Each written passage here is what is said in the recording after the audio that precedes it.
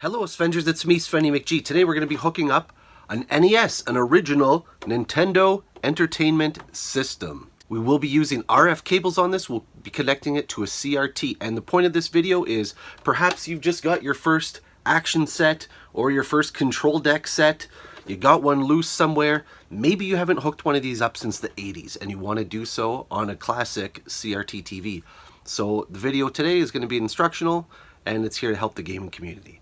So let's check it out. So of course on your Nintendo Entertainment System, you recall that there is this opening door, and once you put the cartridge in, you flop the tray down and it holds it in place. On the front you have your power and reset button, and you put in your controllers here in the front two panels, player 1, player 2. Spinning the console around to the back side, you'll see here you have an AC adapter port. We have a channel selection, so you can select channel 3 or 4. And then you have the input for your RF switch. You haven't seen one of these in a long time. These were the ones that came with the original console. It's got a coaxial cable connection at the top here to screw into the back of the television. On the underside here, this is where we used to connect cable TV. Now your cable comes in. Generally, it would connect to a digital box, which then you'd probably run HDMI to your television. But back in the day, you'd connect that coaxial cable either to your VCR and to the television or directly to the television in order to get your cable TV. So if you were going to insert one of these, it would connect here. In the absence of one, no problem. Just go ahead, connect this right to the back of the television. And on the other end here, you'll see that we have an RF port. That's just your standard radio frequency port here. So I'm going to go ahead and connect this part to the back of the Nintendo right now. So of course it just slots right in there, no problem, single input, ready to go. For any home console, you're always going to need some form of electrical adapter. In this case, we have the Nintendo AC adapter, it says so right there. Now what's important to note is that this is 9-volt AC. That's significant because a lot of the Sega ones did use a DC input, which means that even if you can get the ports to connect to either system, it's ill-advised because one is sending direct current and one's sending alternating current. So even if just because the ports work, the electrical currents are incorrect and therefore incompatible. So that being said, this is pretty standard here for North America. We've got just a 2-prong on this power box, and on the other end here, there's a single input here. So again, I'm going to connect that right to the back of this Nintendo system right here. There's a post in the power port and you're ready. Now, of course, again, before putting it in place, we want to make sure we know what channel we're on because that's where it's going to effectively broadcast to. So this is going to go to channel 3, which means if I have my television set to the wrong channel, it's either going to give me no input or a fuzzy input. So I know I have to go to channel 3. With power and with a output to the television, let's go hook it up.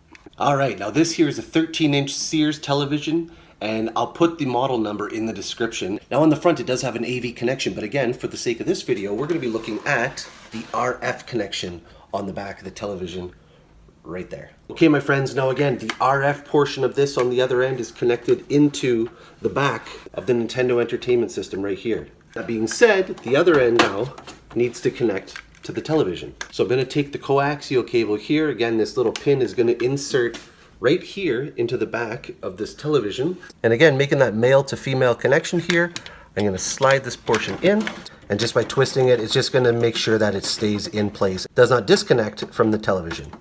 Having been turned all the way, I know I have a secure connection. Now we're going to go handheld for just a moment here, so please forgive me. But again, this is the input for the television. So I'm going to go ahead and insert it here into a plug. And I am going to use the top one because in this case I'm not using a power bar, but when plugging in the NES as well, of course, if I plug this in the top one, I'm going to cover the whole receptacle itself. So I will be plugging it in the bottom one, television in the top. Now I have power to both the television and the Nintendo Entertainment System. Okay, now with both units powered on and connected to one another, let's go and turn them on. You see it's coming up as channel 22. Of course, that's no good. I need channel 3. Okay, I found channel 3. It looks shaky. What I'm going to do just to test it is I'm going to hit the power button here. That red light will come on, and you can see it's sending signal to it. However, what it's trying to do is read a game, and without the game, Is there a game in there? No.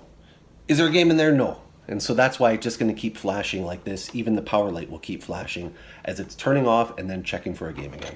So let's put one in. All right, again, take that game out.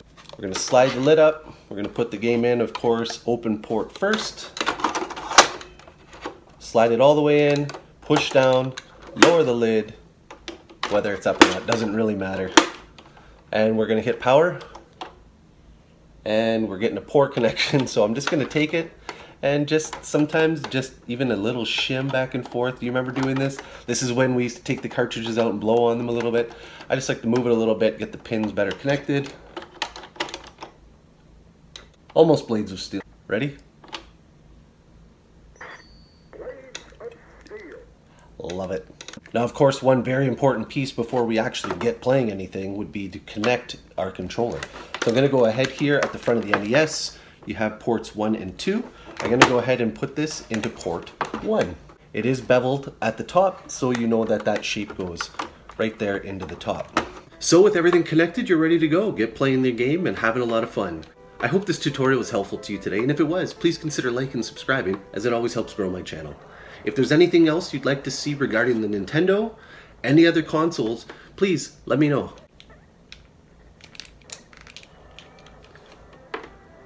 Hey, one for the good guys. Till I see you guys again soon, please take care. Be good to each other. Bye now.